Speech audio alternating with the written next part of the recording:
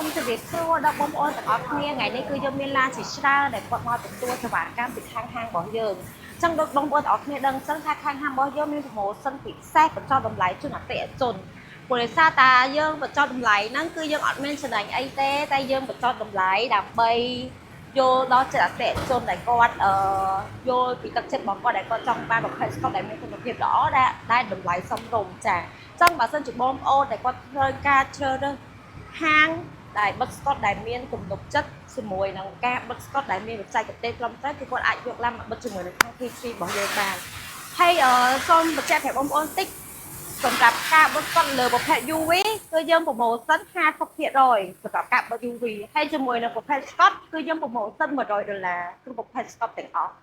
ចឹងបងប្អូនទាំងអស់គ្នាអាចយកឡានមកបិទបានណាប្រម៉ូសិននេះគឺយើងធ្វើត្រឹមដាច់ខែហ្នឹងឯងគឺយើងលែងមានប្រម៉ូសិនហើយចាអរគុណ